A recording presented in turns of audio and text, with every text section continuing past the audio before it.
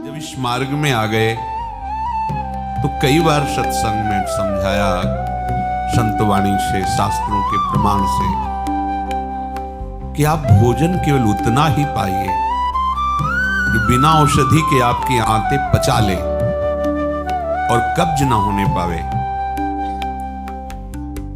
यदि आप रसेंद्री के स्वाद के वशीभूत होकर के प्रसाद खूब ग्रहण कर लिए, वातों की सामर्थ्य नहीं है, क्योंकि आप क्रियारत नहीं है। अब अभी आपको 8-10 घंटे बराबर क्रिया करनी हो तो पच जाएगा गरिष्ठ पदार्थ, और आपको क्रिया तो करना नहीं ऐसी। रसेंद्री के स्वाद के वशीभूत होकर अधिक प्रसाद पालेंगे तो आपसे दिनचर्या नहीं होगी, उदास रहेगा मन। कब्ज होने पर भजन में रुचि नहीं रहती, कब्ज होने पर प्रमाद स्थिति रहती है। इसलिए साधक किसी औषधि से कब्ज निवारण का उपाय नहीं है, ये बहुत सावधानी की जरूरत है। ये बिल्कुल सहज सरल बात आपको बता रहे हैं। यदि कब्ज रहित होना है तो प्रातः काल उठ करके सबसे पहले भगवद स्मरण, गुरुदेव को प्रणाम, वृंदावन को प्रणाम, संतों का स्मरण,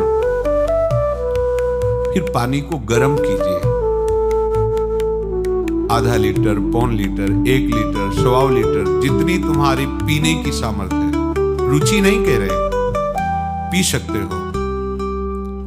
ऐसा गर्म नहीं, चाय जैसा हल्का गर्म करके और वज्रासन में बैठ करके आराम आराम से पीजिए।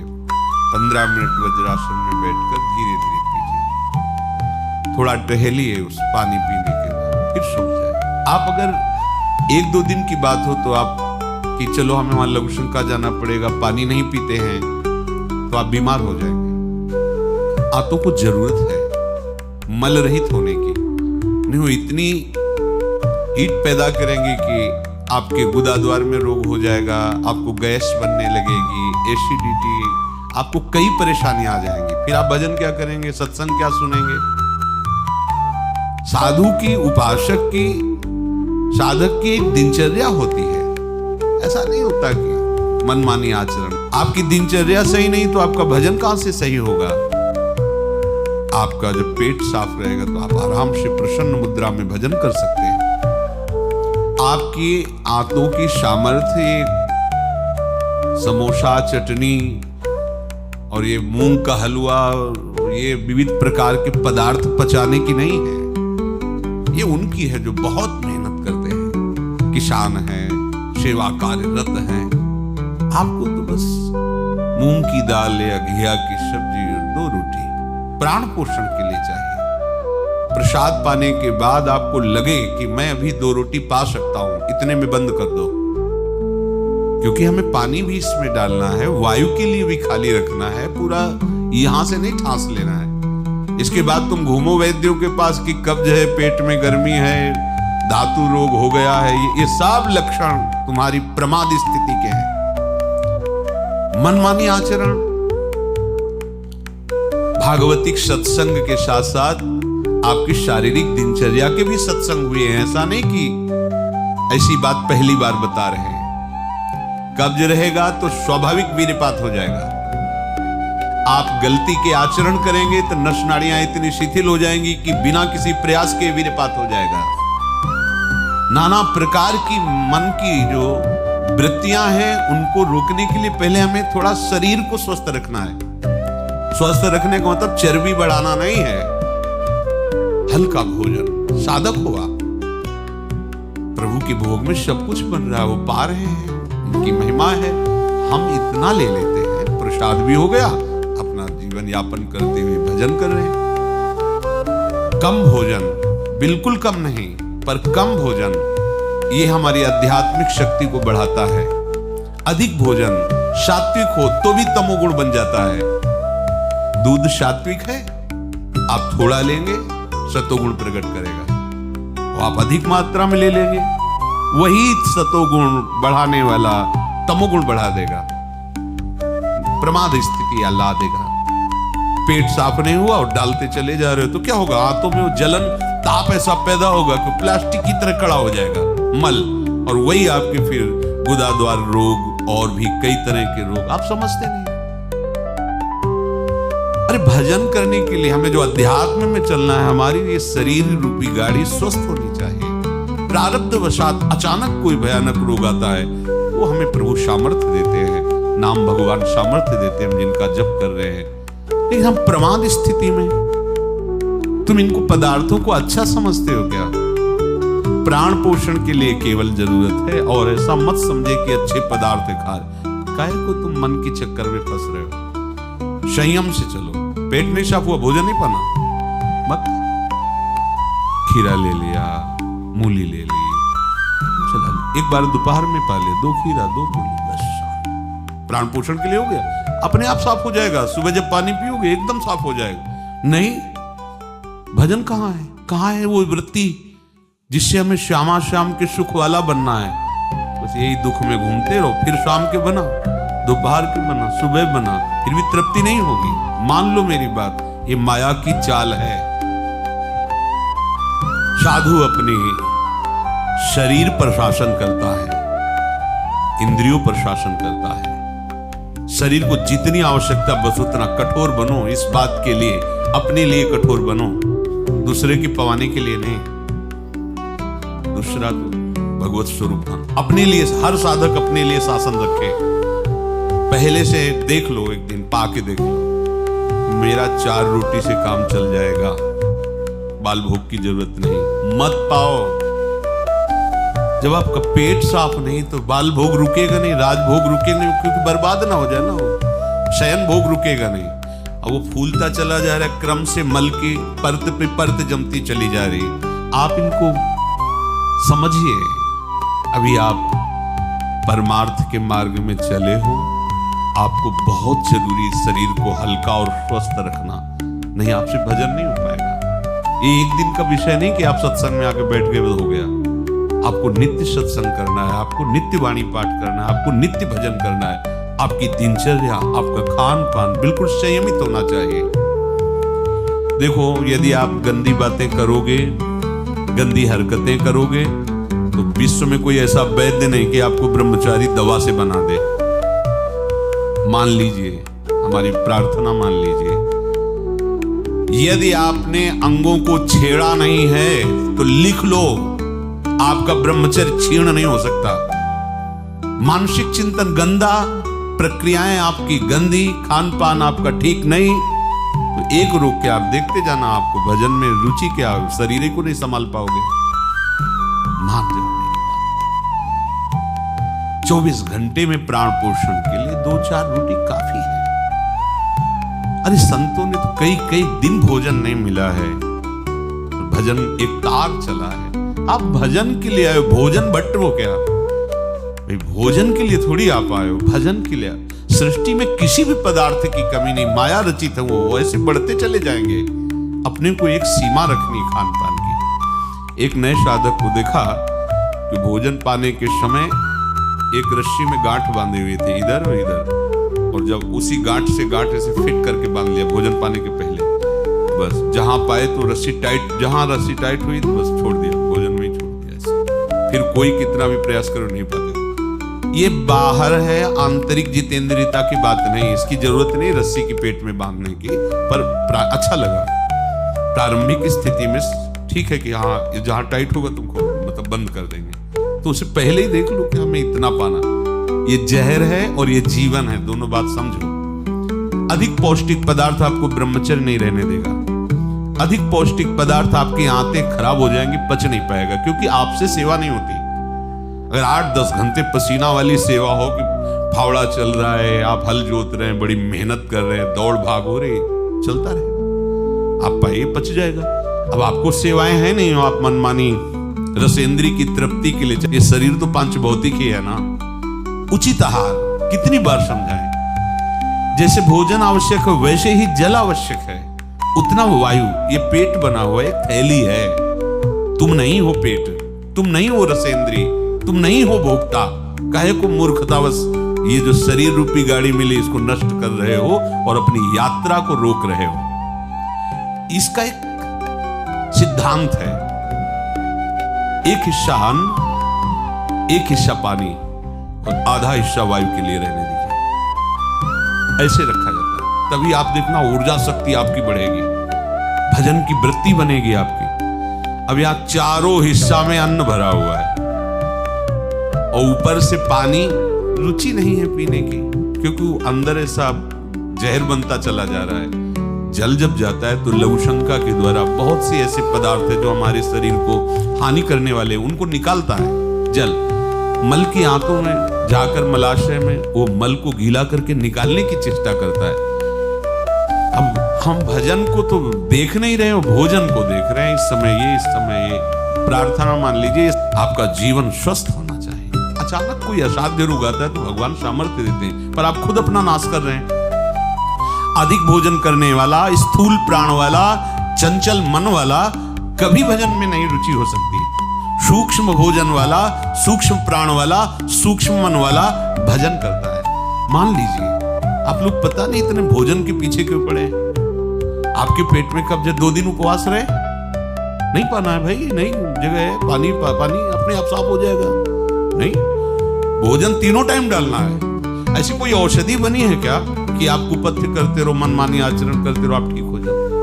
अगर बाई चांस किसी को ऐसा कब्ज है तो बताया है आपको, इस वर्षों सेवन की हुई औषधि, जब कभी ऐसा लगा तो छोटी हर 1 चम्मच और 1 चम्मच इसबगोल की भूसी उसमें मिला लीजिए। शाम के 200 ग्राम 250 ग्राम गुनगुना दूध से ले लीजिए। ये ऐसी है कि आपको बार बार परेशान नहीं करेगी, पर ये धीरे से आपके कब्ज को, क्रम को नष्ट कर देगी। जो अंदर बना हुआ कब्ज है वो धीरे धीरे कई दिनों तक बराबर लेते रहिए। पकवान, गरिष्ठ पदार्थ ये उपासक के लिए वैसे ही अनुकूल नहीं, भले कब्ज ना होती तो भी अनुकूल नहीं। आप मूंग का हलवा पाएंगे, आप बादाम पिस्ता पड़े हुए पदार्थ पाएंगे, आप भजन करेंगे। कैसे, मतलब क्या केवल रसेंद्री की तृप्ति ही हमारा उद्देश्य है क्या? कैसे तुम्हें ये बात अच्छी लगती है कि हमें पदार्थ भरपेट पाने?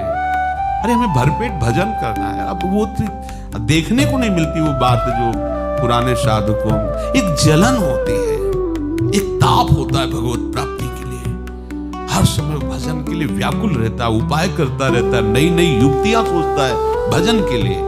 और हम नई नई युक्तियां सोचते हैं भोजन के लिए। आज ये कब तक खाते रहोगे?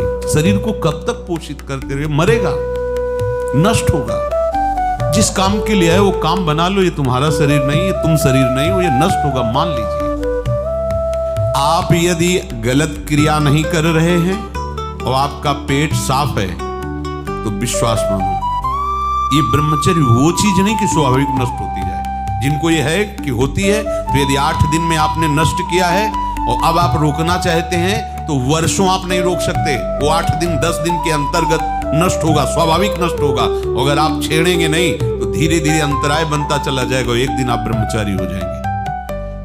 अगर आप कोई ऐसी गलत क्रिया करते हैं, गलत आहार करते हैं तो ही ऐसा है। नहीं, ये कोई ऐसी नहीं कि स्वाभाविक प्रवाहित होता रहे, ऐसा नहीं। ये आपकी गलती का परिणाम है। आपने बहुत ही गलत कार्य किए, अपने ऊपर गलत किया, इसीलिए आपकी ये दुर्दशा है कि आपकी धातु जाते। ये धातु रोग जानते हो किनको होते हैं? विषयी पुरुष को, पामरों को, जो नीच प्रकृति से नीच क्रियाएं करते हैं। ऐसे ये धातु कोई ऐसी चीज थोड़ी कि स्वाभाविक निकल जाती है, ऐसा नहीं है। एक मनोवाह नाड़ी है अंदर। भीष्म पितामह जी परम ब्रह्मचारी वर्णन करते हैं। अगर उसको ताप नहीं पहुंचा मनोवाह नाड़ी को तो वीरपात हो ही नहीं सकता। ये तभी पात होता है जब उसका ताप की 2 प्रक्रिया है। पहला चिंतन, दूसरी क्रिया। अगर आपने कामाशक्त होकर चिंतन किया तो कामाग्नि मनोवाह नाड़ी को ताप से युक्त कर देगी। अब वो क्रिया हो ना हो वो आपका नष्ट हो जाएगा। आपने कोई क्रिया की तो नष्ट हो जाएगा, नहीं कोई सवाल ही नहीं उठता। ये नई नई अवस्था के बच्चे धातु रोग से ग्रसित हो रहे हैं, कमर दर्द कर रही है, आंखों में कम दिखने लगा है, ये परेशानियां वो परेशानियां। इसका कारण आप हैं। आप देखिए ना, इस विषय पर कोई चर्चा नहीं करना चाहता, ना सुनना चाहता है, केवल पशुवत आचरण के लिए छूट मिल जाए बस। सावधान रहिए, ये जीवन खिलवाड़ नहीं, चाहे आप गृहस्थ हो चाहे विरक्त हो। ये जो ब्रह्मचर्य है ये आपको अच्छा गृहस्थ बनाएगा, ये ब्रह्मचर्य आपको अच्छा उपासक बनाएगा। अगर आप इसको यूं ही छीण करते रहे, चाहे गृहस्थ हो या विरक्त हो, तो आप किसी काम के नहीं रह जाएंगे। ध्यान रखना, किसी काम के नहीं रहे। कुछ दिनों के बाद आपके शरीर में जगह जगह पीड़ाएं होने लगेंगी, चिंतन आपका सामर्थ्यशाली नहीं रह जाएगा, स्मृति शक्ति आपकी लोप होने लगेगी, और जिसे आज की भाषा में डिप्रेशन कहते हैं उसके शिकार हो जाओगे। देख लेना, आप देख लेना, मान लेना। ब्रह्मचर्य ऐसी सामर्थ्यशाली, एक बार श्लोक बोलो कंठस्थ हो जाएगा। अगर शरीर स्वस्थ है, कोई अन्य औषधियां या अन्य इस तरह के विकारात्मक पदार्थ अंदर नहीं जाते, और ब्रह्मचारी तो एक बार पूरी बात बोल लो, चाहे जब सुन लेना, वो जीवन में सुनाई दे देगी।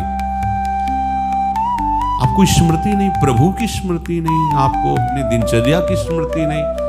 साधक का दर्शन मात्र सुख प्रदान करता है। कैसा आपका कैसा स्वरूप होता जा रहा है, कैसी आपकी भावना बनती जा रही, कैसी आपकी दिनचर्या होती जा रही, कभी लौट कर देखो ना अपने जीवन में। सबसे प्रार्थना है, केवल प्राण पोषण के लिए ही भोजन है, स्वाद के लिए नहीं है। ये इंद्रियों के विषयों में मत फंसो। कुछ दिन तो आप ऐसा करके देखो। अब ऐसा भी नहीं कि हट करके आप शरीर को नष्ट करने वाला चेष्टा शुरू कर दो, भाई हम आधी रोटी पाएंगे या ऐसा नहीं, तो कई दिन चलेगा। युक्ताहार विहार से उचित भोजन करो। कई बार कहा है, शरीर को यदि कमजोरी महसूस हो रही तो दूध ले लिया, नहीं महसूस हो रही तो हाथ जोड़ लिया। नहीं आवश्यकता नहीं, जब होगी तो ले लेंगे, घर ही तो है ना। आवश्यकता है फल ले लीजिए, नहीं आवश्यकता है नहीं डालेंगे शरीर में। फल क्यों डालें, जरूरत नहीं तो हम क्यों डालें। हम जितनी आवश्यकता उतना भोजन पाया, नहीं तो राधे श्याम और पाइए आप। हमारा एक बार से काम चल जाता, भोजन से नहीं पाना 3 बार बाल भोग राज भोग, सब क्यों आप इस पे परेशान हो रहे। ऐसी ये दिनचर्या आप लोगों की कोई भी हो ठीक नहीं है। आप भगवदाकार वृत्ति नहीं कर पाएंगे। वृत्तियां तो वही, चाहे शरीर में लगा लो चाहे प्रभु में लगा लो।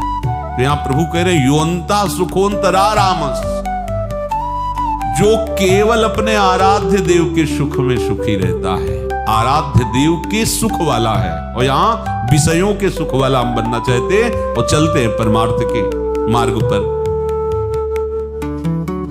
सावधान रहिए, बाह्य विषय दुख योनया है, आप देख लीजिए, भगवान के वचन है, इनसे दुख ही प्रकट होगा।